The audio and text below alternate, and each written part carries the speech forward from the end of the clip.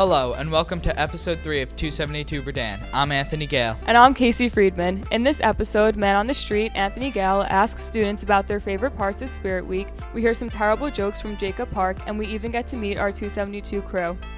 So sit back and get ready for episode 3 of 272 Berdan, brought to you by Mr. Hookstreet's Period 4 TV2 class.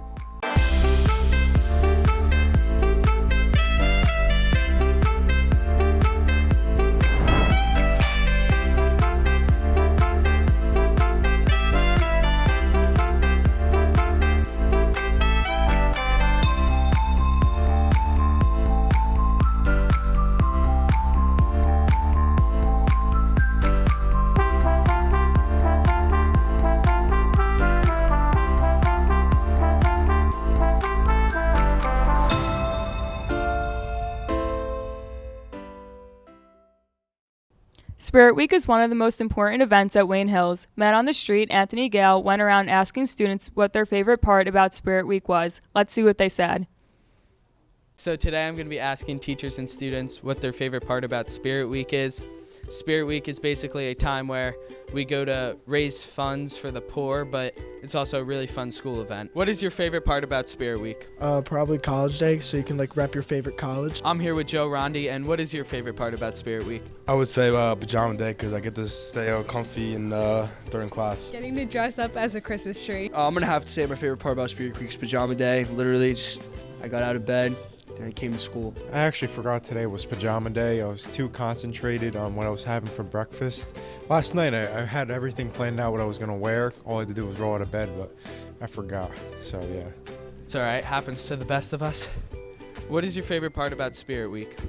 My favorite part of Spirit Week is definitely the Spirit Rally because it's a lot of fun. The Spirit Rally. My favorite part about Spirit Week is collecting cans and money for the poor. I'm here with the Jason Modak, and what is your favorite part about Spirit Week? My favorite part's definitely pajama day. Can just roll out of bed, come to school. Well, as senior class vice president, my favorite part about Spirit Week is the fact that we not only have get the chance to be able to help people who go to our school, who live in our town, but our whole community in general. We do so much good and raise so much money for people in need, and that's the best part. Spirit Week, it's really a great cause. Gotta say my favorite part is the rally. You really see all the school spirit we have. You see all the hard work the student council does, putting into the posters and the decorations. It's really fun. My favorite part about Spirit Week is just seeing everybody in the spiritual mood. Everybody dressing up pajama day, Monday. I can't wait to see what happens on Friday when everyone's dressed up supporting the school. What is your favorite part about Spirit Week? The Spirit Rally on Friday with all the classes. It's always a fun time. What is your favorite part about Spirit Week? College day. Why? I like Vanderbilt. I'm a commit. Baseball. Going to Vanderbilt. Nice. Congratulations. Thank you. One of the significant events that has occurred over the weeks was none other than Veterans Day. Veterans Day is the day where we honor the men and women who have sacrificed the time to protect this country in order to make it the land of the free and the home of the brave. Our good friend Ali Redzepi had the wonderful opportunity to interview our very own Vice Principal, Mr. Cave. Thanks, Dylan. Today we will be interviewing our Vice Principal, Mr. Cavins, who has served for our country and was very kind to be on the show. How you been, Mr. Cavins? I've been doing excellent. How have you been? I've been wonderful. This great opportunity. All right, so let's get into this. What made you want to join the military, and what specific branch made you want to join that branch? Well, I was looking at my options for college, and I knew my father had served in the Marines, and it was suggested to me to apply to the United States Military Academy, and I was fortunate enough to get in there, and wasn't really familiar with the military at the time, but after a couple of years at West Point, I just fell in love with it, and I knew it was a good choice for me and a good fit. All right, so you thought that was just the best opportunity for you to take? It certainly was. When I graduated in 2001, I'm dating myself, but I mean it was the #1 school in the country. So I thought I had made a wise choice there. Plus, it gave me an opportunity to serve my country. And I went into the Army as an officer. All right, nice. All right. So also, how was your training when you were in there? Well, the training specifically for myself, like at West Point, it's kind of like basic training, a lot of exposure to the different military branches. When I got out of West Point, when I graduated, I actually branched aviation. So I spent some time in Alabama learning to fly helicopters, and ultimately went to fly AH-64 Deltas, which are Apache attack helicopters. All right, cool. Well, specifically like boot camp, like how was boot camp? Oh, it's an interesting experience. On the surface, from the outsider's view, it looks like people are just yelling at you and they're hazing you. But that's not really the case. The case is that they're trying to expose you to experiences that really test your fortitude and your ability to not give up. Because ultimately, when you're faced with these realities in a wartime environment, you don't want the person next to you to quit. Okay. So there's one thing I've always wondered, because I've seen like boot camp videos, like all the sergeants, they yell in such a raspy way, and like I couldn't personally understand what they're saying. Like if you can't understand what they're saying, like what are you supposed to do? Like I've always been confused by that. You just say yes sir, yes ma'am, and you just keep doing something until they're happy with it.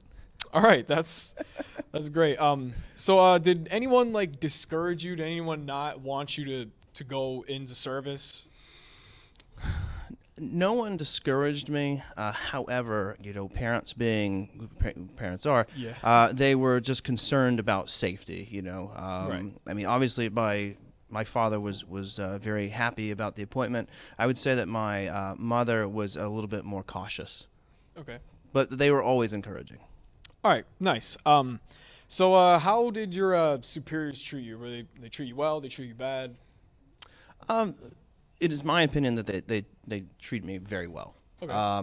Very demanding, very high expectations, but the stakes were high, and so you wanted that in your leadership. Of course. All right, and how did you achieve your rank of, I believe, captain? Correct. Correct. Okay. Well, when I was commissioned as a second lieutenant, and then promoted to first lieutenant, and then to captain. They do have a rating system in the military, performance reviews. Unlike the grading system in high school, where all you have to do is reach a certain level or achieve a certain grade, you get the letter grade. In the military, they force separation.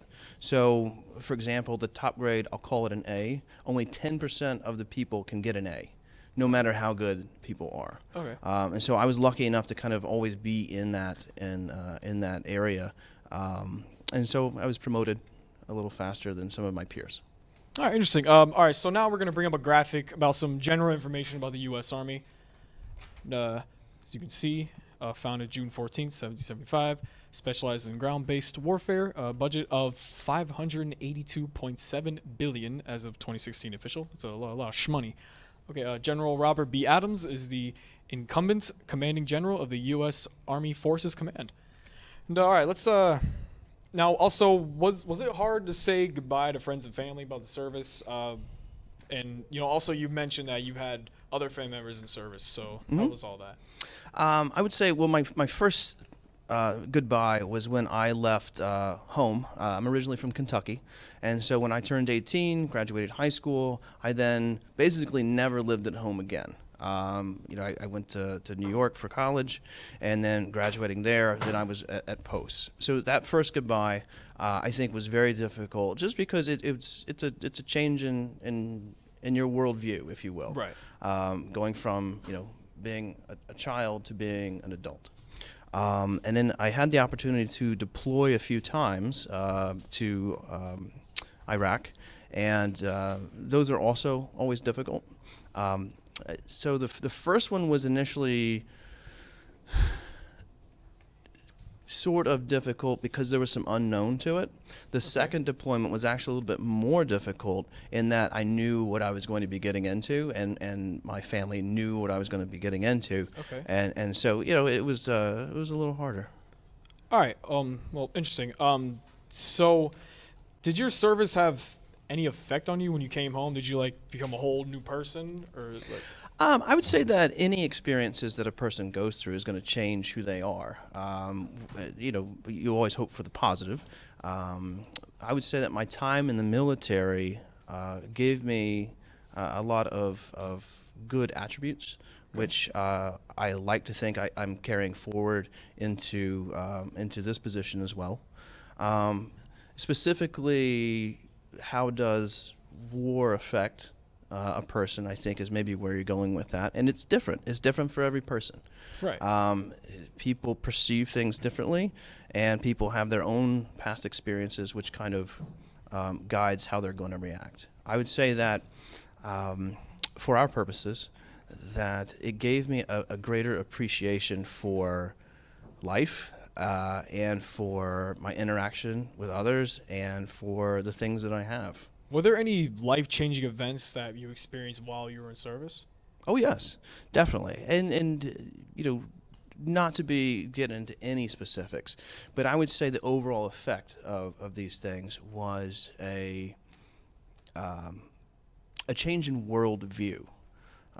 Because one might think they understand how the world works, and whether it be from books or movies, where the good guys always win, and they always save the day. But just faced with the reality of the real world, I think was the biggest takeaway. All right, awesome. So this is kind of an important question. Would you redeploy if your country needed you? It's very interesting. I can say without a shadow of a doubt, if my soldiers that I worked with, or my peers in the military, if we were called up because we needed to go over, I would certainly deploy with them in a heartbeat. Thank you very much for being on the show. Thank you, sir. And most importantly, thank you and all the other veterans who have fought hard to keep us safe. And thank you very much. Thanks for watching. There are a lot of things that people associate with Thanksgiving, especially the food. Fabi and Jenna showed people zoomed-in pictures of objects and had them guess what it was. Let's see how they did. Based on Thanksgiving, what do you think this close-up picture is of? It's pumpkin pie or apple pie. It's food. It's pie. Yeah, it's pie. That's my final answer. Is it pumpkin pie? That is correct. On this picture, what do you think it's a part of?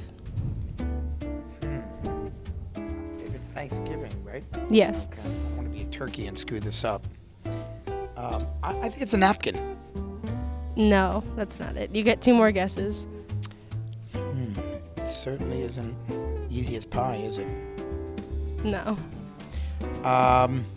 Apple pie. No. You have 1 more guess. Turkey skin. No, it's a cornucopia. Yes, I'm a fruit. Very good. What do you think this zoom-in picture is of? A turkey. You are correct. Hey! What do you think this zoom-in picture is of? Oh, what's Josie's that called? hair. No, it's a thing. Cornucopia. That is correct. I knew I was right, but I just wanted to add a little humor in there. That's good. Here's another step. I thought it was pie, but I think I'm wrong. Pumpkin pie. Is it pie? Yeah, it's pumpkin pie. Oh. I just stopped doubting myself. And can you tell us what you think this is? Is it turkey? Yes, you got it right. Great job. Can you tell us what you think the whole picture of this is? Cherry pie. No, you got 2 more guesses. Cranberries. Yes, you got it right. Good job. What do you think this zoom-in picture is of? Is it? or just leaves. I was gonna say Something's falling. like a silhouette of like a witch on a broom. Is this like Charlie Brown or something? You were right the first time. It's leaves. That's boring. What do you think this zoom-in picture is of? Probably cranberries. You were correct. And can you guess what this zoomed-in picture is? You get 3 guesses as a whole. Turkey. No. Oh, it's leaves. Yes, you got it right. Can you tell us what you think this picture is? Pumpkin pie. What'd you say? Pumpkin pie. Yes, you got it right. Next, we had Jimmy D and Ryan Dianuzo go out and tell some riddles to the Wayne Hills students. What can travel around the world while staying in a corner? A right angle. What can travel around the world while staying in a corner? A right angle. What has a head, a tail, and no body?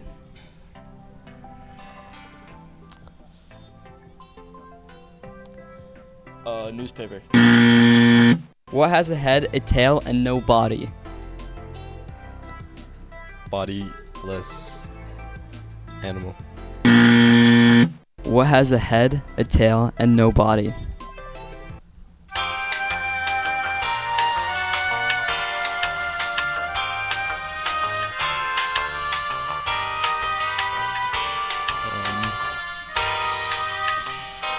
A fish. What gets wetter and wetter the more it dries? Water. What gets wetter and wetter the more it dries? Towel. What gets wetter and wetter the more it dries? Water. What kind of room has no doors or windows? A cruise ship room. What kind of room has no doors or windows? Mushroom. What kind of room has no doors or windows? Mushroom. What kind of tree can you carry in your hand? Palm tree. What kind of tree can you carry in your hand? It's gotta be another thing with a tree in it. What kind of tree? Not a Christmas tree. What kind of tree can you carry in your hand? Guarantee. Geometry. What kind of tree can you carry in your hand? A palm tree. How many of each animal did Moses take on the ark with him? 2. How many of each animal did Moses take on the ark with him? I don't know. I mean, as many as he wants. How many of each animal did Moses take on the ark with him?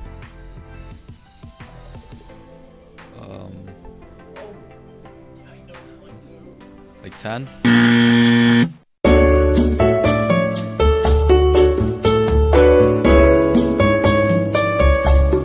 What can travel around the world while staying in the corner?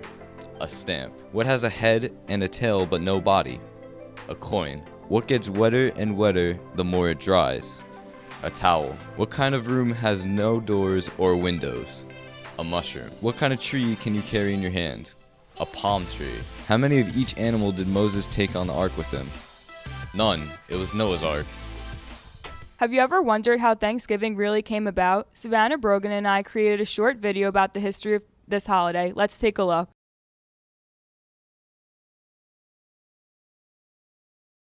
Long ago in the early 1600s, people in England wanted to pray and worship God in their own and unique individual ways. People did not like the rule of the king, and they wanted to escape it. To do this, around 100 men, women, and children left their homeland. They sailed on the Mayflower to the New World. After their long 6-week journey, the Pilgrims landed in Plymouth. The land was strange to them, and nothing seemed familiar. Soon the cold winter had set in. The winter was long, cold, and very hard for the Pilgrims. Native Americans helped by supplying them with food, teaching them about their new home, and giving them skills needed to survive in a strange new land. The first year in their new home was hard for the Pilgrims. Many died. With seeds and plants received from the Native Americans, the Pilgrims planted crops. The fall harvest was a good one. To celebrate their good fortune, the Pilgrims had a feast of Thanksgiving. Many foods were cooked for the feast. Wild turkey, duck were served, along with fish, pumpkin, squash, corn, sweet potatoes, and cranberries. All of the Native Americans who had helped them so much during their first year were invited to celebrate. The feast lasted 3 days. The feast in 1621 is known as the first Thanksgiving. Over the years, this has become an important tradition in the United States, a day of giving thanks for all that we have. In 1941, President Franklin Roosevelt made Thanksgiving a national holiday. Now we have Jacob Park asking students to face off in a classic bad dad joke competition. First to laugh loses. Let's see what they said. What do you call a laughing motorcycle? A Yamaha ha ha ha ha ha. What do you call a fake noodle? An imposter. Did you know the first French fries weren't cooked in France? They were cooked in Greece. Is that a dub? That's a dub. Alright, what's the best kung fu vegetable? Bruce Lee. Oh, broccoli. What do you call a teacher who never farts in public? What? A private tutor. Why can't you play poker in the jungle? Too many cheetahs. Knock knock. Who's there? Soup. Soup who? Superman. How many tickles does it take to make an octopus laugh? 10 tickles. What's the best place to learn about eggs? Where? The encyclopedia. What did the fried rice say to the shrimp? Don't walk away from me. I don't get it. Don't walk away from me. I don't get it. Alright. What does an annoying pepper do? It gets all up in your face.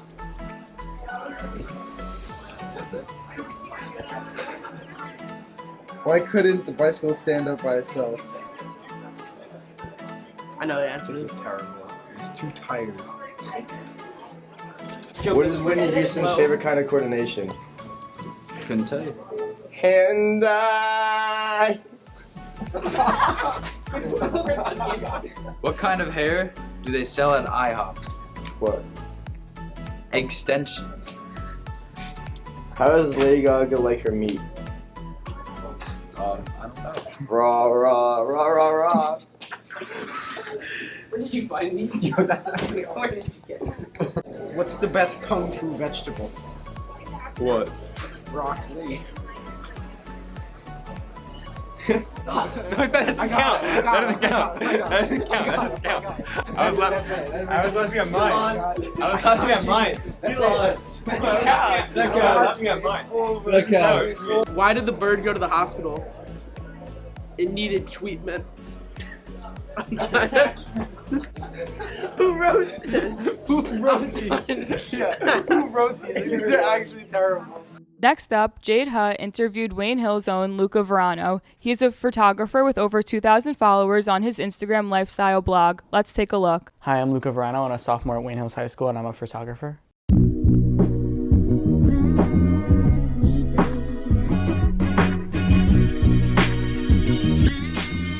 Well, I was looking through Instagram, I think it was in the 5th grade, and everyone's Instagram was 10 times better than mine, so it was my goal to step up my Instagram game, and then I kind of just got stuck into it. I want to go to college in the city, I want to go to NYU or FIT, and I want to hopefully get high into the company of Vogue. Well, I look for inspiration in Vogue magazine because their ads are pretty cool, but I'm also pretty cliche, and when I don't have any inspiration, I'll just be on Tumblr. Well, I have a cinematographer role model, which is Casey Neistat. I love all of his videos. I tend to stay away from getting inspiration from actual photographers because I tend my work kind of represents their work. So when I base it off of videos and stuff like that, it shows more of who I am as a photographer. I'm doing a brand deal with MAC on my next photo shoot. They're going to sponsor all the makeup, and I've gotten some smaller sponsors. I'm going into the city soon to check out all the clothing for a sponsorship, but I also just do small things for my Instagram, like some small makeup companies or skincare companies, stuff like that.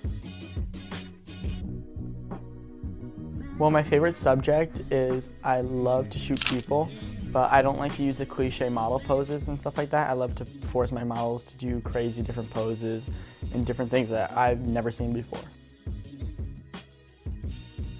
Take 10,000 photos, because out of that, you're still gonna only get one good one. Next up, Jared Schiffman and John McConaughey will teach us how to make a triple-decker peanut butter and jelly sandwich in a brand new series, Cooking with John. Today we'll be making a double-decker peanut butter and jelly sandwich. Ingredients you're gonna need: you're gonna need some peanut butter, some crunchy white bread, and some strawberry seedless jelly, and of course your utensils. You're gonna need 2 plates, preferably. And what you're gonna want to do is you're gonna want to take your middle slice of bread, and you're gonna want to open up your jelly. You're gonna want to take some jelly out, decent amount, and you're gonna put it on your bottom one first. And the next step, what you want to do is you want to take your top slice of bread. You want to do the same thing. Next step is you gotta open up your nice Skippy, your peanut butter. You don't want to use the same knife. So mix it up nice and good, bread, and you want to smear it on there good. Okay, the next step is to put the peanut butter side face down on your bottom slice, right like that. And now you're gonna take some more peanut butter and put it on the top. Yeah. Final step, it's unbelievable, but you're gonna put the top jelly slice on top of the peanut butter, and look at that sandwich. Now this is the triple-decker peanut butter and jelly sandwich. We're gonna take a look inside. Wow, amazing. Lunch for champions, okay? And then if you wanna bring it to lunch, because I know you're gonna want it after seeing this video, and once you try it at home, you're just gonna be like, wow. You're gonna take this wax paper, wax paper first, then we wanna put it right on the aluminum foil, fold it up nice and good. And look how beefy that triple-decker sandwich really looks. I know you're all thinking like, wow, this sandwich looks amazing. And even when you go to school, sit at one table and everyone's like, Timmy, what's that in your bag? And you're just like, well, bam. The suspense is gonna be real. And they're gonna be like, holy, triple-decker peanut butter and jelly sandwich. Amazing. Hope you guys enjoyed, and we'll use these tips and tricks to make the awesomest triple-decker peanut butter and jelly sandwich, and have a good day. For our final segment, Dina Faki interviewed everyone in our TV2 class, and we will learn everyone's job on the crew and what they do after school. Let's see what they said. But if you close your eyes,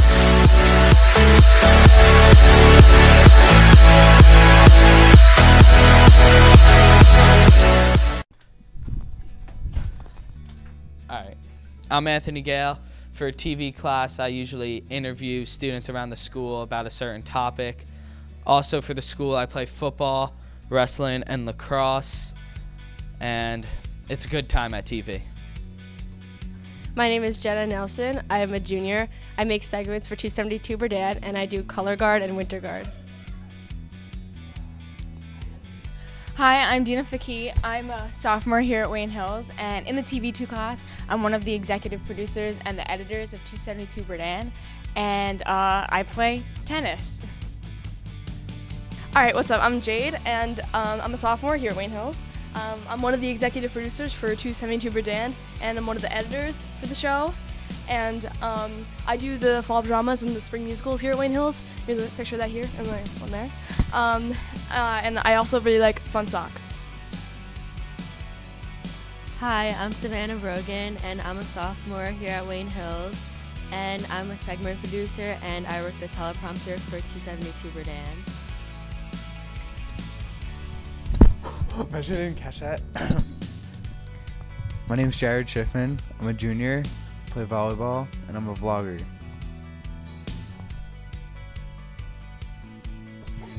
I'm Frank DeCosmo. I'm a junior here at Wayne Hills. My job in the Wayne Hills TV 272 Berdan show is to put in my something I make, and I play football and I wrestle. Hi, I'm Ollie Redzepi. I am a content creator for 272 Berdan. I really like memes, and sometimes you'll see me on camera. Hi, my name's John McConaughey. I'm a junior here at Wayne Hills. In TV class, I work on news features and segments for 272, and I also play baseball. My name is Aiden O'Neill. I'm a junior. In TV class, we do all kinds of fun things. We go around the school interviewing kids. We ask them about why they like the class, and we make news features. And I'm working on short stories, and it's pretty fun. I like it. Hi there, my name's Dylan Oren King, and I am one of the current hosts for 272 Berdan. You can see me up here. Along with doing 272 Berdan, I am also one of the leading sports broadcasters for all Wayne Hills sports. So for everything you see on Wayne Hills TV regarding sports, you'll probably see me and hear me. Hi, I'm Casey Friedman. I'm a sophomore here at Wayne Hills. I am the talent for 272 Berdan, and I'm also a cheerleader at Wayne Hills. Should I use two hands? Do people use two hands or one hand? One hand. Hello, my name is Jacob Park. I'm a junior, and I do segments for 272 Berdan, and I play volleyball. Hi, I'm Fabi Prescott. I'm in 11th grade. I film and edit segments for 272 Berdan, and I do fencing. My name's Dan. I'm basically like the annoying creative person in the TV class. I do a little game show, as you can see here. Just this beautiful little thing that I made with Ariana or Ilana. And we directed a beautiful thing that you should see online. Little self-promo right there. Hi, I'm Ariana. I am a senior and I helped create the game show for TV production. And I play softball, normally first base or sometimes outfield. Hi, I'm Rithik Nayak, and in 272 Berdans, I film some of the segments, and in the game show, I play the awkward guy that takes away the Curtis Granderson bobblehead. And I'm a sophomore. My name is James Nelson. I am a junior. I work on segments for 272 Berdan, and I do marching band and track. Wow, it was really cool getting to meet the people behind the scenes of 272 Berdan. Well, that's all the time we have. I'm Casey Friedman. And I'm Anthony Gale. We'll see you next time.